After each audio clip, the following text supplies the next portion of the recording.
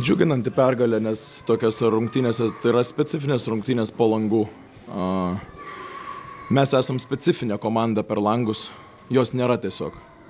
Ir realiai mes susirinkom po rinktinės tiesiai treniruotės ir tiesiai reikėjo važiuoti į Mažeikius. Mes davėm mūsų žaidėjams, rinktinės žaidėjams 3 laisvas dienas, kas reiškia, kad ketvirtadienį mes pradėjom treniruotis. 10 dienų be komandai nesportuot kartu, tai yra reikalų ir šiandien susitvarkė. Mes pirmoji rungtynė gal trūko to tokio fiziškumo, bet antroji rungtynių pusėje tikrai susitvarkėm tuos Sabeckio įėjimus į baudos aikštelę.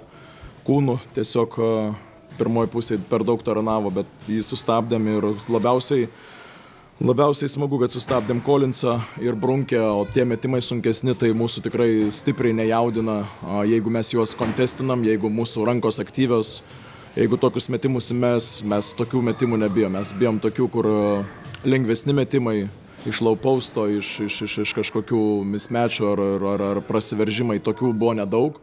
Tai gynyba daug maž esu patenkintas, o puolime tiesiog turim vieną išsispręst problemą, kai varžovai taiko šiek tiek kitokią gynybą, tą turim problemą išsispręst artimiausiu metu ir judėti toliau.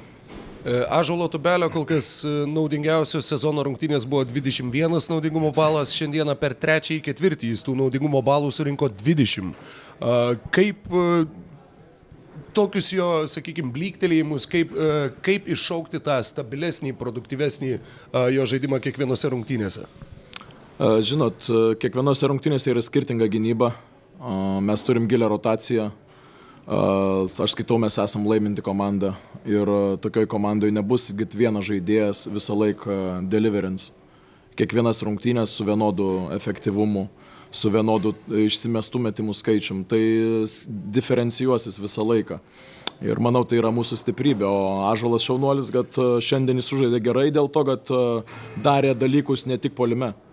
Jo buvo šiandien visur, jisai šiandien dėjo kūną į kontaktą ir to pasiekojo, jisai sužais geras rungtynės vis laik, ne dėl to, kad jis pataikė, bet dėl to, kad jo buvo visur ir tiesiog tai žaidėjas, kuris turėtų būti irgi geresnis ir tose dienose, kai tos tamsesnės dienos būna, kur metimai nekrenta, bet turi dėt pastangas, kad komanda išliktų laiminti.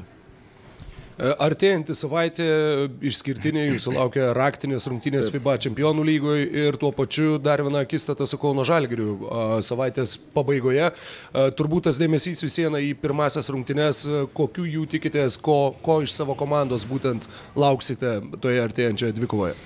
Labai mums reikėjo tokių rungtynių, bent jau vienų prieš tas rungtynės, tai šiandien nenorėjom jų eikvoti tokių rungtynių ir tikrai galiu pasakyti drąsiai, kad žaidėjai jų neeikvojo.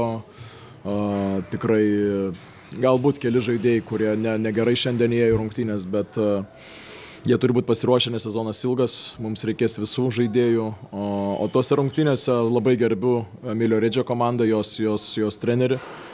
Turinti daug idėjų, buvo labai sunku mums Italijoje, dabar turim teisingai pasiruošti, išanalizuoti visas klaidas, paruošti pagalast savo ginklus ir į mūšį. Tai bus kol kas didžiausias mūšis mums šį sezoną, svarbiausias ir labai tikimės, kad energija bus aukščiausio lygio, jinai irgi priklausys nuo žiūrovų skaičiaus.